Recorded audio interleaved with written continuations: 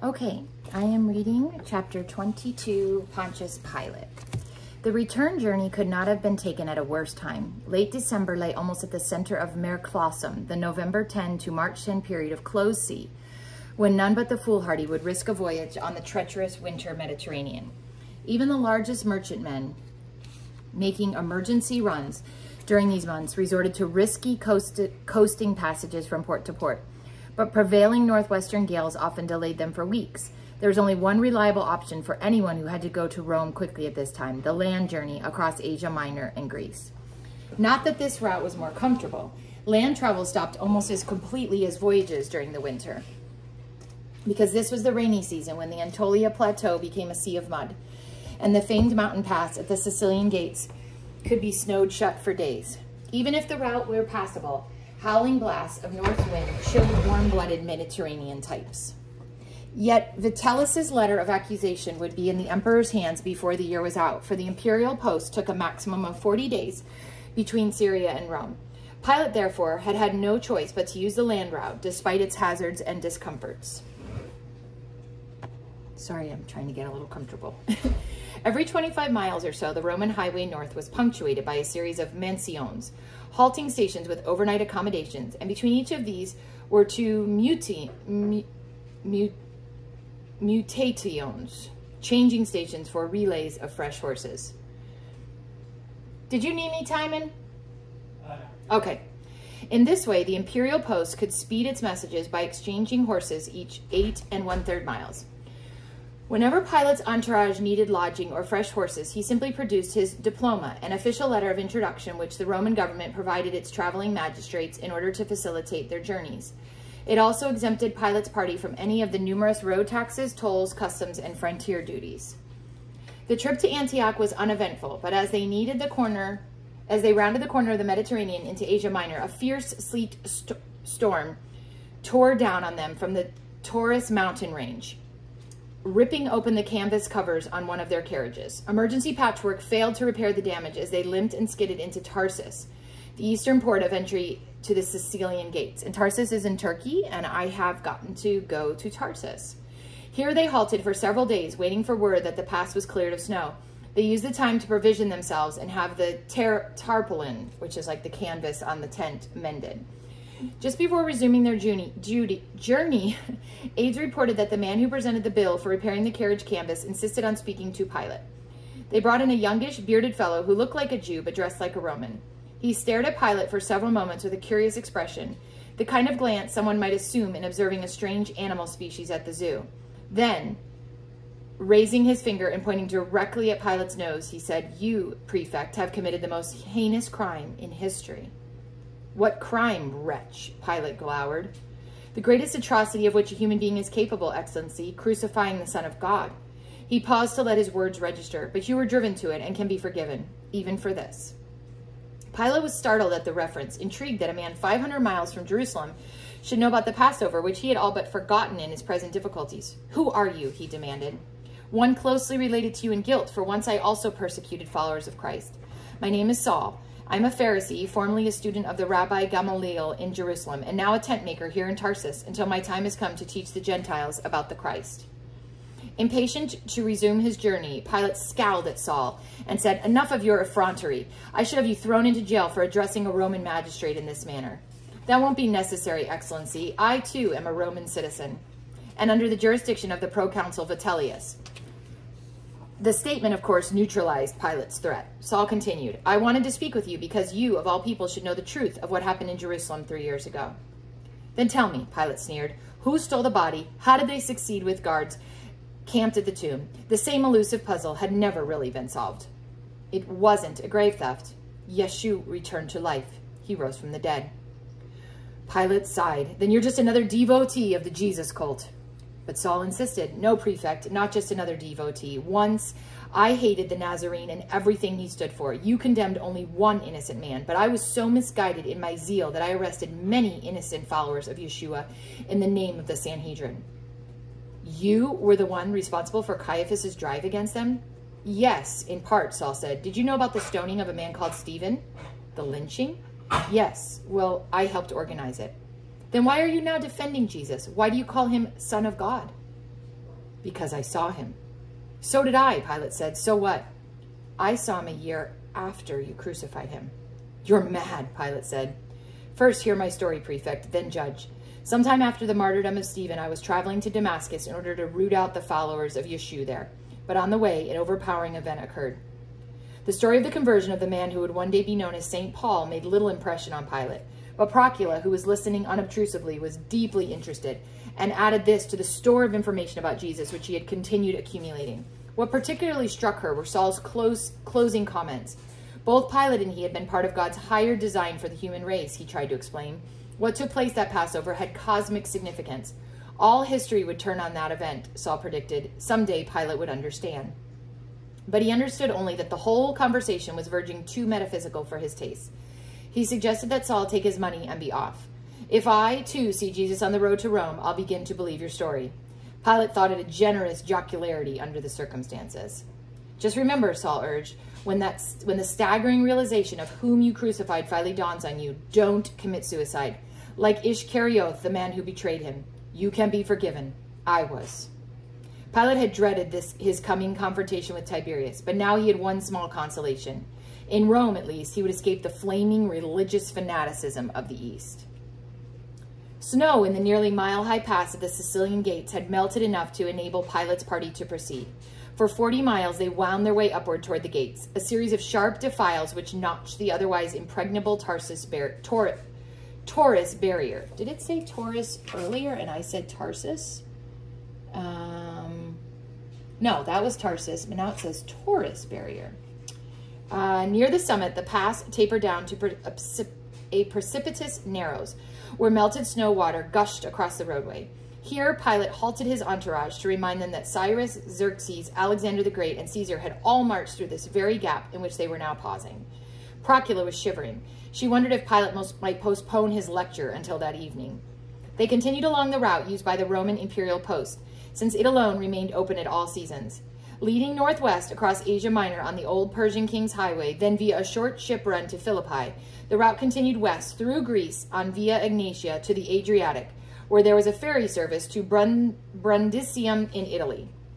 The distance from Caesarea to Rome along this route was about 2,000 miles. So you're talking like, that's an unbelievable amount. I think it's about 1,000 miles from here to Fort Lauderdale, Florida. So you're talking like there and back. I mean, that is incredible distance that he's traveling all the way from Caesarea to Rome.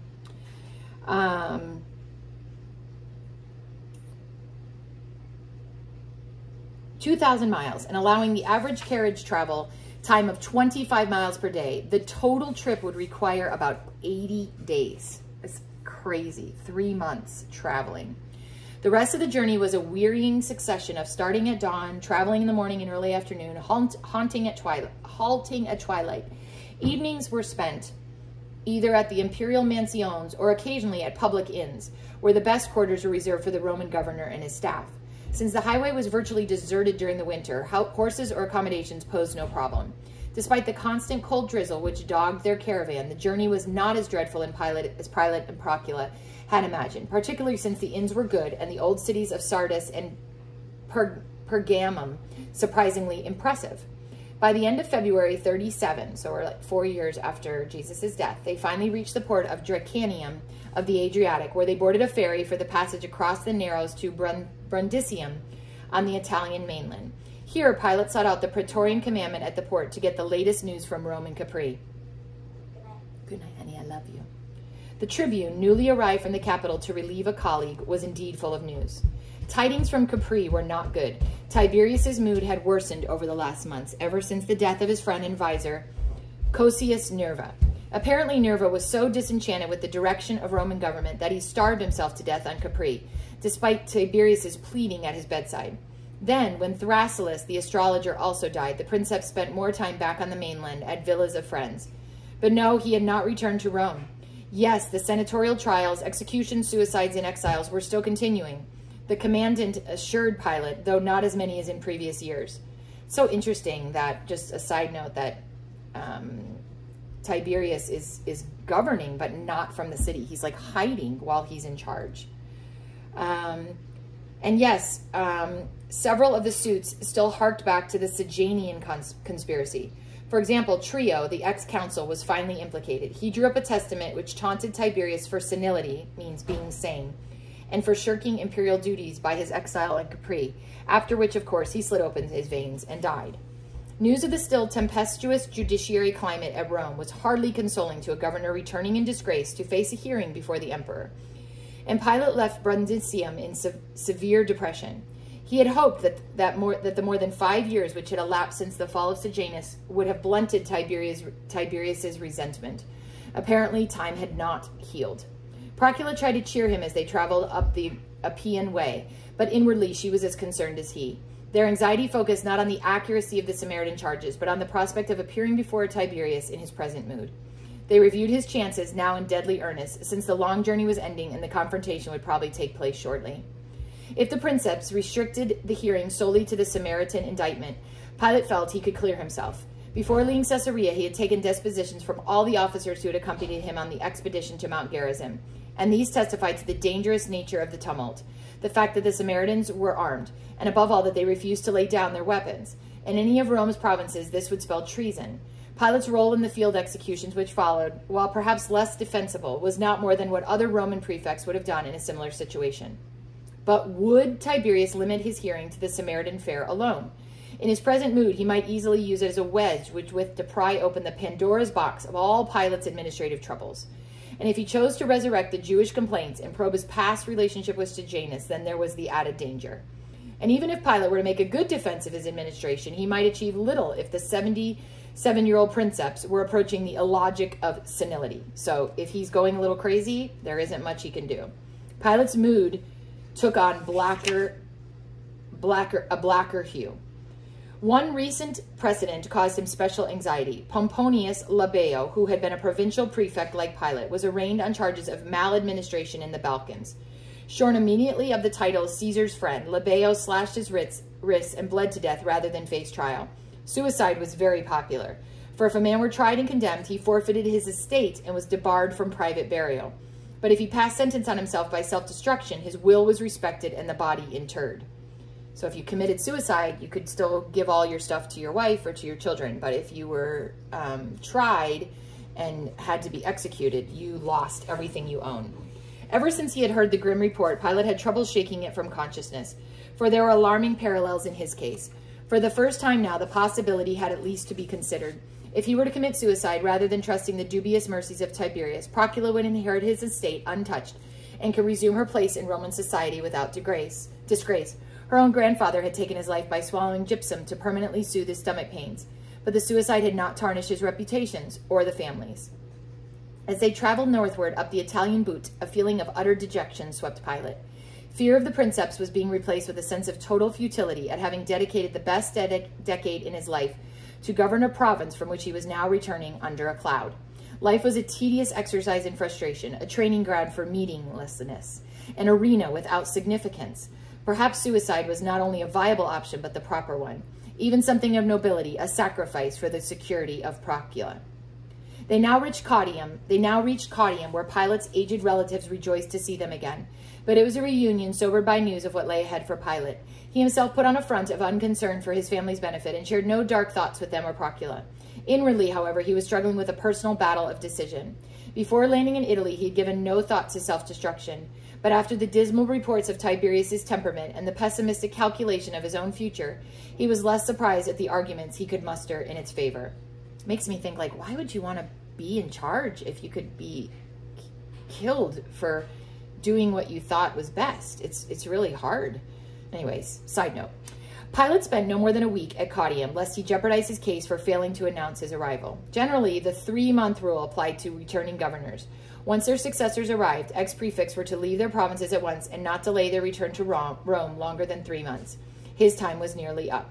He decided that Procula should stay in the security of Caudium. In case anything happened to him, the Ponti were to conduct her safely to the Proculi in Rome.